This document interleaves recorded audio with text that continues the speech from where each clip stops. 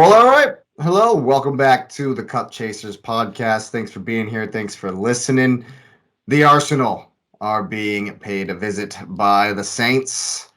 Bottom of the table, Southampton coming to London. And if you think Arsenal are going to score 7 goals, go ahead and smash the like 7 times. Subscribe to the channel if you're new. We do appreciate you being here, and get that notification bell on. We must. We must. I know it's the bottom of the league team. You're glad to see, such an important time. You're glad to see a horrifying team on the schedule. But I was saying that last week, wasn't I? I'm nervous. I'm really nervous. I gotta say, it's no different. Well, It's you're no. at home. I think West Ham is it's because it's London. Southampton is trash. Like I You're, agree, they're you're trash. right, but they've beaten you this season. They've beaten both of you this season. They beat both. Yeah, they beat us twice. So and they beat City in the League Cup. So and when Arsenal went to St. Mary's, 0-0. So uh, plus, 5 days later, it's a literal Premier League final. So just as City are going to have eyes on Wednesday, I mean, how can we not have eyes on Wednesday? I know that Arteta's going to have to, make sure that we don't. He's going to have to drill it into our heads that this is a cup final already. Before the cup final, it's the cup final because all of our games are cup finals at this point. Right. And I definitely think that, I've heard a bunch of different things. I obviously watch a lot of content, and AFTV has been talking a lot different. Their different segments, but they're all saying, it's interesting some of the things I'm hearing from Arsenal fans because a lot of people are worried. A lot of people are scared of City, as we should be. We should be Oh, scared I of thought you meant Southampton. Oh, no, scared of City and scared of the fact that last season we had it in our hands and threw it away. And that's been the narrative for 2 weeks that we've had it in our hands and we've thrown it away. So looking at this Southampton game, for many different reasons, we have to absolutely smash them. Morale for one. Just we win 6-0 versus Southampton. This whole we're throwing it away is out the door. All the pundits, all the people saying these things that it's over already. That's all gone away again as soon as we win again. And after Arteta's press conference, it's left me a bit worried as far as injuries are concerned because there's no Zinchenko. he's not Definitely playing not. again. Definitely won't be playing again. And the way that Arteta's talking about Willie Saliba, I'm worried he might be gone for the rest of the season. What? Let alone the City game. Yeah, I don't, just based on what I've heard, I don't think we're gonna have him back for City, and that's devastating. Yes, I think that Rob Holding deputizes well when it comes to defending. I think he's good in and around the box at winning the ball and getting clearances. But the difference is that Saliba will win the ball, bring it down, shield it, and lay it off to somebody. Keep the ball. Rob Holding just hoofs it. You saw it. If you saw it, I saw it in the West Ham game like 7 times. Blast it. Yeah, he just got a little. He felt like he was under pressure, and so he just rips it up the field. That's half the reason why we weren't able to control the game in those moments because he was creating another 50-50 ball where we had to compete and then try to win a second ball off the back of that, and we weren't doing that at all. Now, yes, that's not a huge issue if we win second balls. If Thomas Partey has, one of his games, when he plays normally like he normally does and has a good game, it wouldn't be that big of an issue. But when we're not winning second balls, And if we don't win the second ball against City, we'll just get smashed. Yeah. Um, We and won't get it back. Yeah. and another good point I think is that our whole right side has been affected. Ben White's got it in the back of his mind that holding is not as good. So he doesn't maraude forward. He doesn't go forward as much. And because he's not overlapping Saka as much, Saka's getting double teamed. And people are like, "Oh, he wasn't great against Liverpool. He wasn't great against West Ham." Well, yeah, because there's less space. Right. Because when Ben White does that overlap, one of the defenders has to have an eye on him, and it gives Saka that much more space. And so I do think our whole entire right side has been affected by not having Saliba. But I think that Kieran Tierney for Zinchenko and Holding in there against Southampton is going to be just fine. Everybody's talking about the title, obviously, but when you look at this season as a whole, yes, it's tempting to say that Arsenal have overachieved. And based on last season and based on our goals for this season, yes, we have indeed overachieved. But if we beat Southampton, that's Champions League. Secured, statistically secured. It was secured already, but I mean, it does feel good to have it mathematically done, Right. And also finish above Tottenham, by the way. That's Tottenham's Day. Yeah. I say Tottenham's Day is always good. And we used to take that for granted, but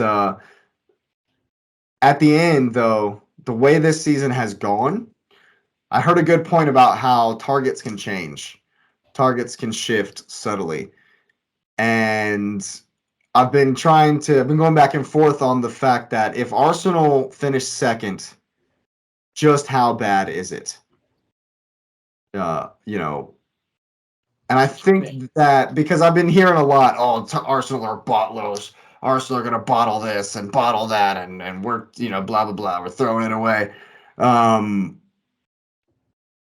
And honestly, like, that's a harsh term to use because it indicates not really having any heart for the fight. And I think it's a little bit of disrespect, as crazy as it sounds, to how good City are, to say that we throw it away if City win this league by 1 point, by 2 points. That's what they do. They just, Liverpool hit 99 points and didn't win the league.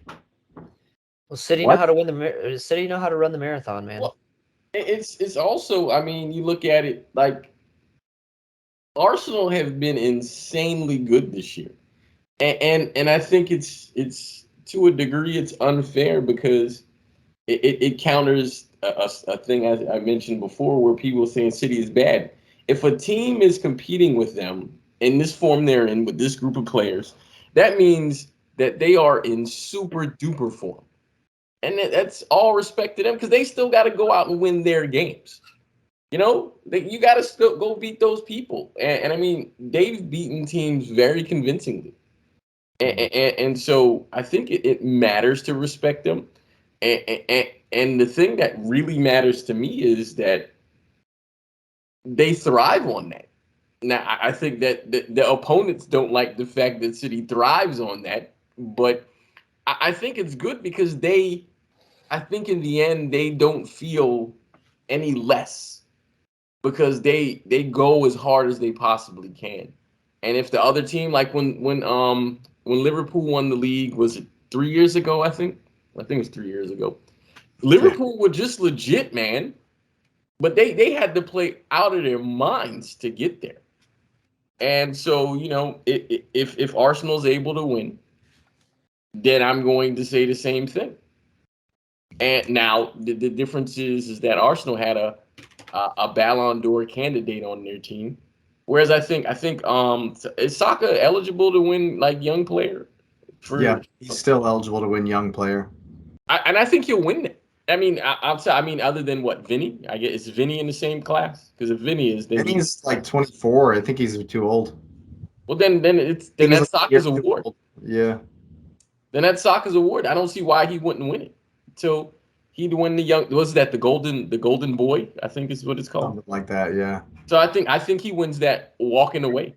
And so because of that, I mean, there's if they win, great. I mean, good for them. I mean, obviously, I would like a different result, but I'm human enough to respect if a team is good, you know. And so it's. I think Arsenal. I didn't really recognize the injury things that was going on. I really was unaware of that. I mean, I knew about Saliba, and they were just kind of like but they've been playing without him for the last 4 games. I think it's something like that, 4 games. He went out in the second leg of the Europa League. We haven't seen him since that. Yeah. Oh wow, that was a while ago then. Yep. The Zinchenko thing actually surprises me. I didn't know he was still out. Yeah, that's kind of recent. But to your point about respect, I was thinking about it today. I don't have a problem with City. I don't even dislike City. You know, as a fan of the game, like you're saying, Lewis, I can objectively step back and be like, City are brilliant. I honestly, I don't miss a Man City game. I don't, because I know the potential to see absolute glory, absolute wonderful stuff. Like we all want to see it. You just want to see that, and City are capable of doing that at any second of any game. And so I don't miss a City game, and not only because I'm actively cheering against them at every second of every game. That's just part of tribalism. As a football fan, as a soccer fan, I love them. I love watching City play. It's fantastic, and this Arsenal City game is going to be magnificent, and go ahead. Well, the one thing you mentioned that is that, and to hear that you actually, and I remember this narrative, and I don't know if you guys hear it because I don't hear it as much. You don't hear about City fans being plastic anymore. You really don't hear that anymore because it's a pep thing. It's really a pep thing. You don't hear about plastic fans or you bought your team. Like they make jokes about money, but you don't really hear the plastic thing anymore because this sustained success is there. You don't really hear that. You don't have history comments now. The history merchants do say, well, you don't have a Champions League, and then after City win the Champions League this year, what will they have? We have more than you. Is that what the argument will be now? Well, that's definitely that's the way Liverpool fans like to argue about things. But you mentioned it. The way you have to be to win. You actually said it earlier in the Champions League segment when you were talking about how it's tougher to win the Premier League. And there's only one reason for that. It's because of how good City have been for so long. But yeah, you have to get over 100 points. Yeah, nearly, and I said it already 3 or 4 pods ago.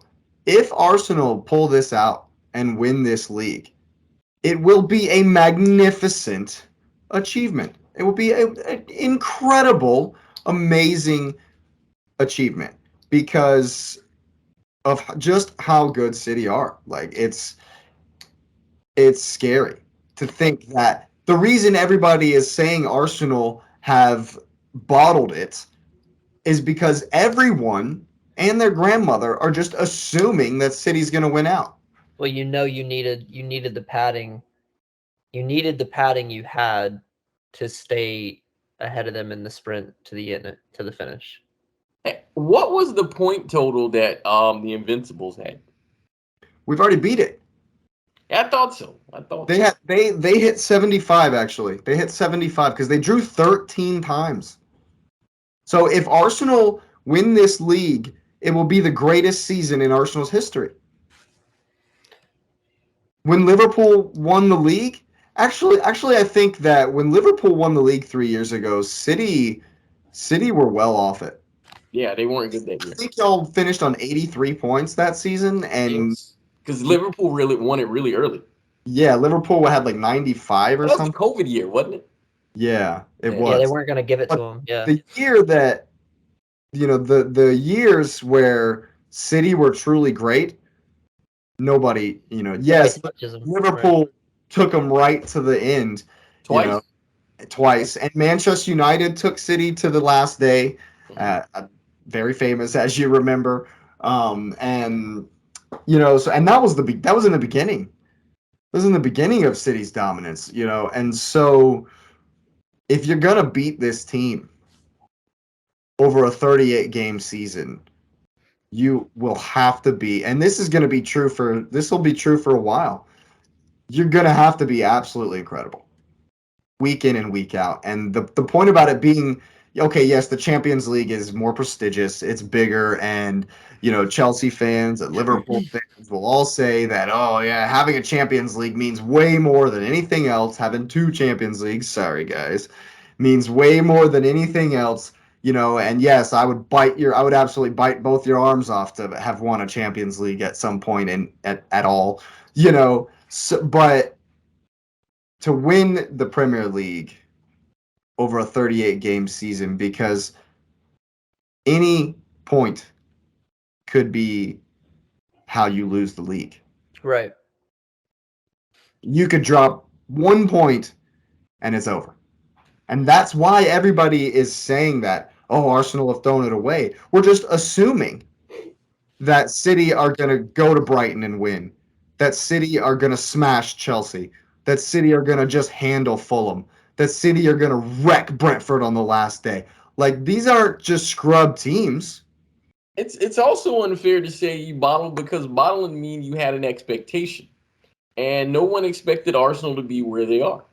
No one saw that.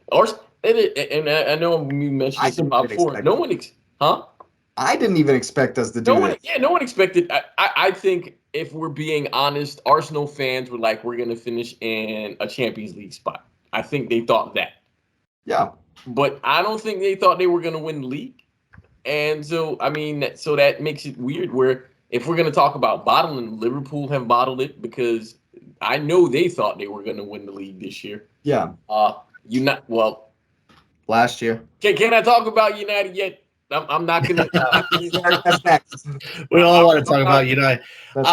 I'll say this. I don't know why anybody would ever say that Arsenal has bottled it when they're gonna have a chance to still win this league on their own. They're not having to wait for somebody else to fall and we get opportunistic.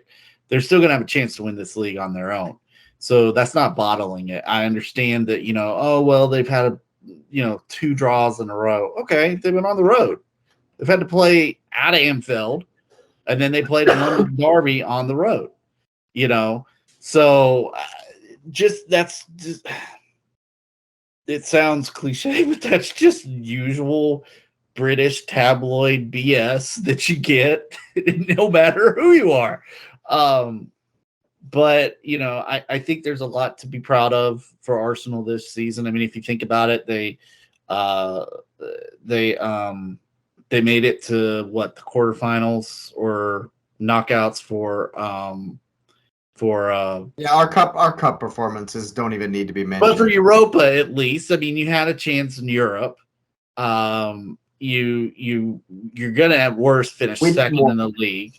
No, you didn't want it. That's all that is. But go on. Just projecting a little bit. We don't have to go deep into it because I was thinking about this earlier when you said something about Arsenal. Say they win the league or say they finish second, whatever the position is. They're going to be where they are or they'll finish in a different spot. They're guaranteed they're going to be in Champions League next year, which means they're going to have money.